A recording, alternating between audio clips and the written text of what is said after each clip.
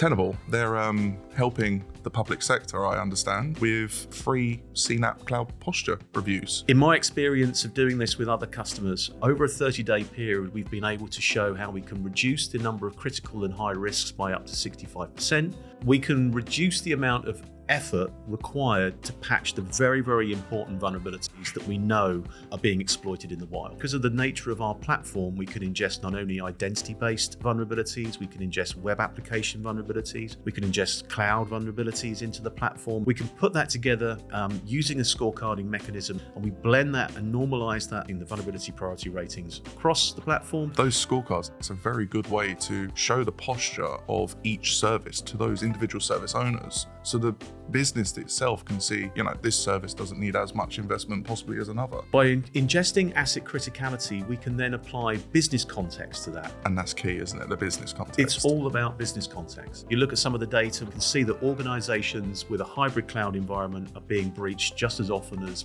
people without. And in fact, the cost for a data breach of a public cloud environment is in the millions of dollars. It's only going up. So we know that people are inundated with alerts of one sort or another. And those alerts can't necessarily be suppressed all the time, but what we can do.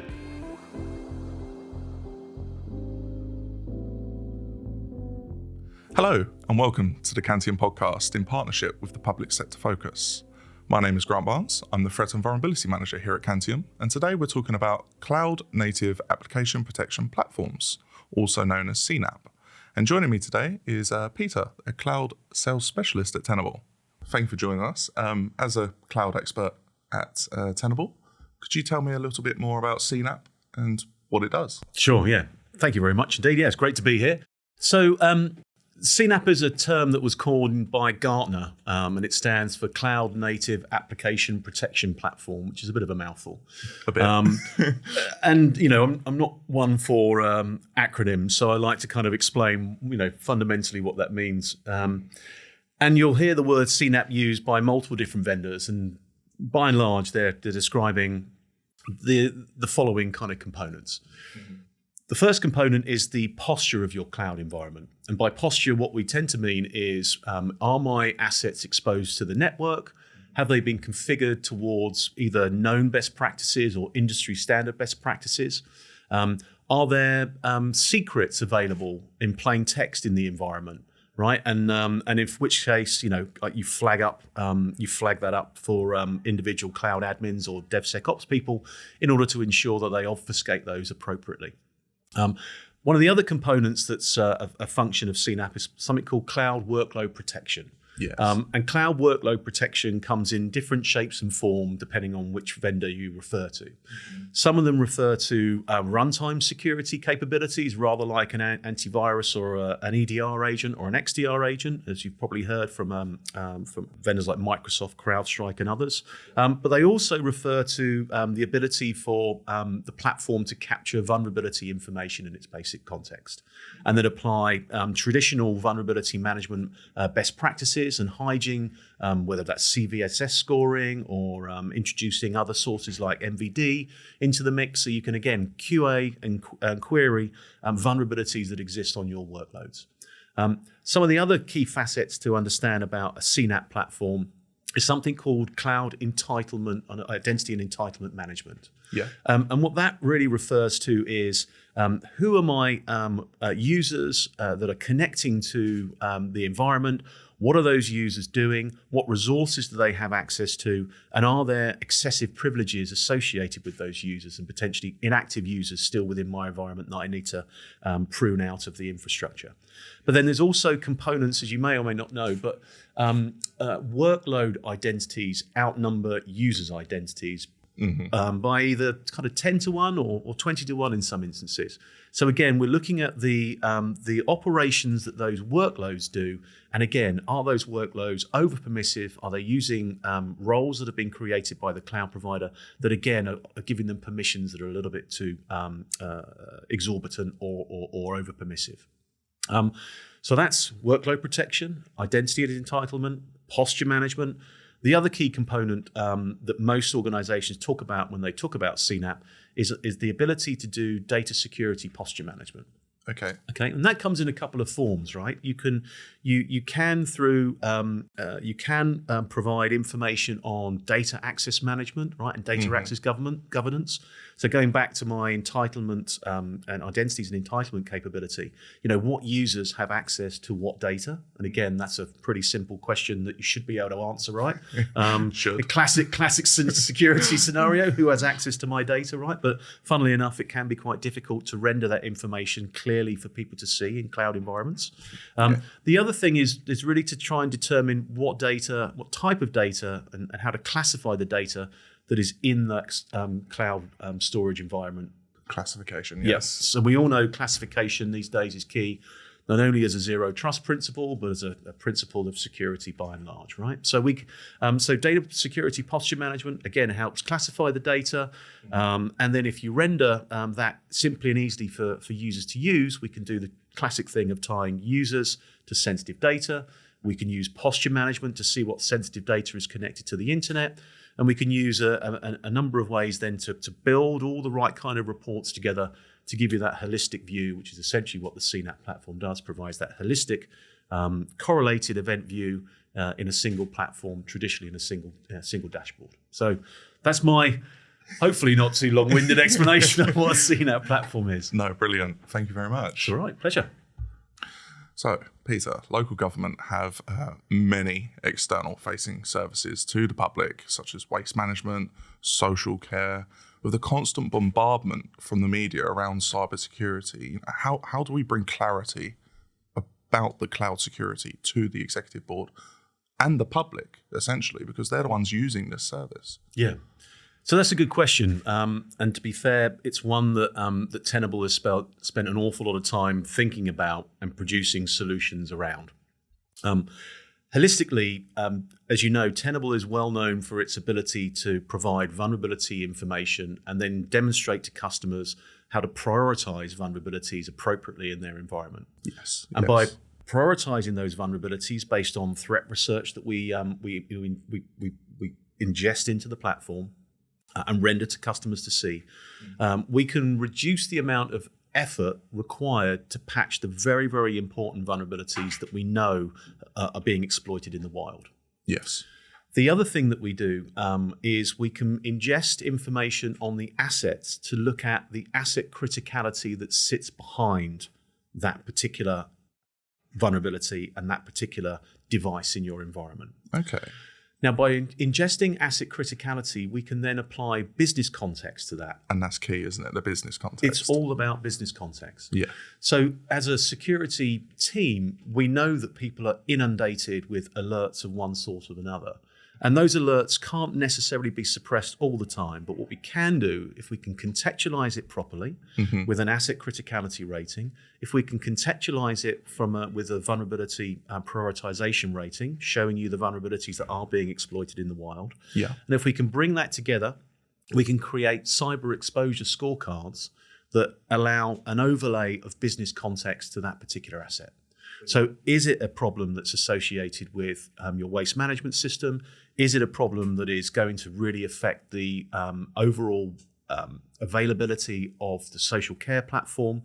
How do we bring that business context together? So instead of rendering information back to development teams, back to security team that says that vulnerability X needs fixing, it's vulnerability X needs fixing because it's going to impact the social care system, the waste management system. It's impacting perhaps a critical component of that infrastructure, which will ultimately affect the services that they can give back to their constituents in the event of that it's exploited in the wild. So enriching information, layering on that context, enabling different parts of the platform from Tenable and from your security apparatus to coincide and to correlate together helps raise the importance of certain vulnerabilities to the security teams with a business context. So it allows that language barrier to be broken down when you're speaking to your organization. Brilliant. And those scorecards that you spoke about, I'm thinking that that's a very good way to show the posture of each service to those individual service owners, so that business itself can see, okay, this service doesn't need as much investment possibly as another. Absolutely. Well, one of the things that customers love about our cyber exposure scorecards is not only how we render dashboards in the context of different business services that are important to keeping the lights on for our customers, but also how we can work to reappoint staff to areas that need the most help. Okay, and we reappoint because of the nature of our platform. We can ingest not only identity-based vulnerabilities, we can ingest web application vulnerabilities, we can ingest cloud vulnerabilities into the platform, and traditional network and desktop infrastructure vulnerabilities as well. We can put that together using a scorecarding mechanism that either looks at different departments, different applications, different services, and we blend that and normalize that the priority rating, the vulnerability priority ratings across the platform, and then show individuals, teams, where they need to focus their efforts to close those risks and ensure that you maintain the services accordingly to the general public. Fantastic, thank you. So, Tenable, they're currently helping the public sector, I understand, with free CNAPP cloud posture reviews.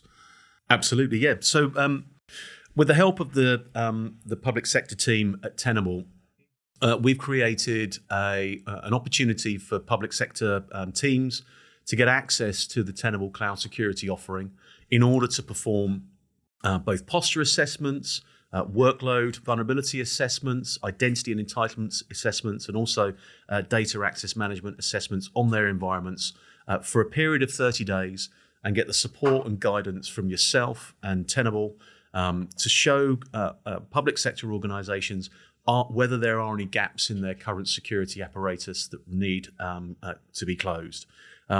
In my experience of doing this with other customers, over a 30-day period, we've been able to show how we can reduce the number of critical and high risks by up to 65% as a byproduct of the engagement, right? Where we can highlight their teams to go in fixing specific issues within their cloud environments.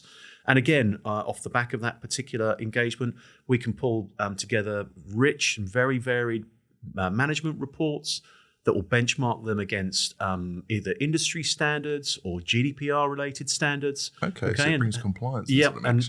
And show them their compliance posture as we see it from the platform. We can combine that with other work that they've been doing, perhaps with Tenable. And again, if you look at some of the NCSE recommendations, we can also look at other parts of the platform that may enable them to do wider reviews of their attack surface, as well as a review of perhaps some of their web applications as well, to make sure there's no long-standing vulnerabilities or OWASP top 10 related vulnerabilities in their web applications. So again, we're sort of reaching around and helping out our public sector customers to perform a cloud security audit, but also to extend our capabilities even further, should they wish to, into other parts of the platform. Brilliant. And of course, this is using their data. This is plumbing into their environment. So absolutely. Yeah, the report absolutely. will reflect that. Yeah, so the assessment is relatively straightforward.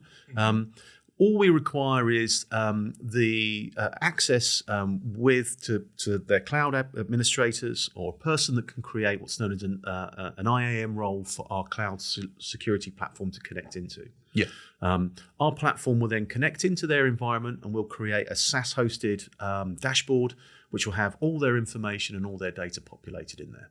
That SaaS-hosted dashboard is only available using RBAC into that environment to the relevant people that need access to it. Yeah. It's hosted in AWS in the UK, and it has all the SOC 2 related compliance standards, as you would expect from an organization like Tenable. Yeah. That information will render very, very quickly. In probably around about 24 hours, we'll be able to see information on not only the posture, the workloads, the identities, and the data access management information that's in the environment. And we'll be able to work then with each one of the teams to walk through the findings over the course of that 30-day period. And within that, what we typically find, as I mentioned, is we're able to find some areas of concern, focus the attention of the team to trying to close some of those security gaps. And in engagements that we've done with other organizations, we've seen we've reduced the number of critical and high alerts quite considerably. So there's a great byproduct from engaging with Tenable on this, and some real great value adds. And what it does really is it highlights not only areas of concern that exist, but again, it shows you how it can be difficult, even with the best will in the world, to harden your environment appropriately. Yes. And to be fair, we've seen, if you look at some of the data, whether it's the IBM X-Force data breach report, you can see that organizations with a hybrid cloud environment are being breached just as often as people without. Yeah. And in fact, the cost for a data breach of a public cloud environment is, again, in the millions of dollars. It's only going up. So, with our ability to show you, over permissive identities in your environment, what is accessing your data platforms, and what access control lists associated with accessing your data. Mm-hmm. If we can limit who's accessing it, if we can limit what they can access, we're doing our best of breed approach to try and close that lateral movement and exposure that organizations typically, or rather that attackers typically lose to exploit organizations that have data in the cloud. So realistically, it's 30 days. We probably need around about 6 hours of your time, but we'll connect very quickly. You'll have access to the platform, and again, we'll work through the findings to close the critical risks and the high risks that we see. And of course, companies such as Cantium Business Solutions work alongside Tenable with the customer. So any questions they have along the way, they can just ask. Absolutely. I mean, again, if you look at the approach that Cantium takes to zero trust in the cloud, all of the components of the Tenable cloud security solution, dovetails and aligns specifically to those. With things that we've noticed predominantly in cloud environments, least privilege access control seems to be the real weak point that organizations are still struggling with, and that's a component part of our technology that is, head and shoulders above some of the competition in terms of its ease of use, in terms of the visibility that we provide, and again, the speed at which we can create least privilege access control policies to implement very quickly and easily, along with Cantium's help, to safeguard those customer environments. I think that's key, isn't it? It's the speed of the tool, and we often see people going, I need this account right now. So people are rushed. They set up an account, they give it access that they think the user needs. Tenable very quickly highlights, hold on, this seems over permissive, Have a second thought about that. Yeah, and again, one of the things we find organizations struggle to do, and there's reason for why people struggle to do this, is they do struggle to implement least privilege access control because sometimes developers will, and their whim is greater than the security tools might to stop them having access to too much, right? And let's face it, digital transformation is kind of the watchword at the moment, and all organizations are pushing towards, not only iterating but also improving the services they offer to the general public, right? Yeah. And that constant evolution means that third parties need to be involved. There are a lot of new techniques and new tools and new products that are brought into that development process. And so one of the things we also have, again, as an extension of the platform, but something that can also just stand alone as its own standalone licensing function, is something called just-in-time access. Okay. So again, going back to the notion of least privilege access control, we can provide a just-in-time overlay to both Microsoft, Google, and AWS environments, right? That allows people to remove the standing privileges and provide developers with just-in-time access to what they need when they need it, for the duration they need it for. Brilliant. And what that does, it gives organizations and councils and public sector organizations the peace of mind to bring third parties in, right? Accelerate the digital transformation process by using verified and vetted and experienced third parties, but limit what they can do to just what they need when they need it. Yes. Okay, and what that does then, it essentially reduces some of the warranties and liabilities you need to have in place in order to bring those third parties in, right, from a legal and contractual perspective. Think of personal indemnity insurance policies, right? Yeah. Because again, we're talking about public information, sensitive information in many instances. But it allows you to implement that solution very simply and very easy on a per user basis, and do that across a wide portfolio of clouds very simply and very easily. So again, not only do we with our cloud security capabilities help to enforce and strengthen and harden your environment from a posture perspective, we show you where the gaps are from an identities perspective, and if necessary, as a byproduct of that, you want to implement just-in-time access. You have a facility and a tool set in order to be able to do that. That's fantastic, because just-in-time access, you don't want someone sat there with all the privileges in the world constantly, do you? It's an attacker's perfect situation, right? Yeah. And this is the point, right? Again, we want to make sure we create the right safeguards in place in order to make it very, very difficult for attackers to get access to rich and important data that we know public sector organizations have, right? And we want to try and limit that as best we possibly can. And again, a process of that is through hardening the environments, absolutely, and that's what we do. But a byproduct of accelerating that, especially when you're looking at third parties, and supply chain risks associated with digital transformation, then the application of things like just-in-time can really, really help accelerate that process. So hopefully we can provide a solution that, again, not only allows people to harden the environments, pick out risky configurations of their infrastructure, highlight where maybe storage hasn't been encrypted, or where there's a overly permissive public storage bucket, as well as identify the third parties and identities that, again, have that over permissive access. Brilliant. So something that's very interesting in the Tenable Cloud Protection Platform is toxic combinations. Mm-hmm. It's quite exciting to see. Can you tell me a little bit more about that? Yeah. So going back to how we discussed and opened out what cloud security can do for organizations, and what CNAPP platforms traditionally do for organizations is they bring together those three elements or four elements nicely, and we show areas of overlapping concern. Yeah. Or toxic combinations, right, that need to be addressed on a scan frequency, right? So as a CNAPP platform, we are continuously monitoring your environment. Mm-hmm. We're continuously monitoring the changes that are happening. We're continually monitoring the activity. We're continually monitoring, new workloads that are being spun up. Yeah. And where there is a toxic combination of things like a highly vulnerable workload, mm-hmm. that's posture saying it's externally available, mm-hmm. whose identity and entitlement capabilities are saying it's highly permissive or has excessive permissions, and who has access to data, right, that may be sensitive or containing PII.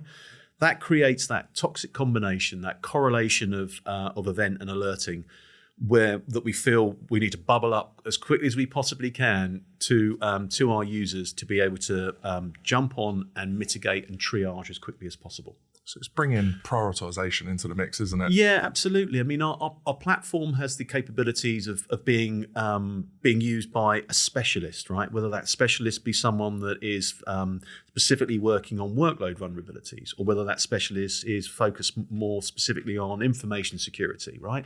But again, where we really see the rubber hitting the road and us providing great value for security teams is to understand what the intersection of multiple different types of alerts are, mm-hmm. in one place. And so our toxic combinations list is exhaustive, but by the by, that's a sort of perfect example of where, you can, on a regular basis, get into the dashboard, see what the latest toxic combinations are.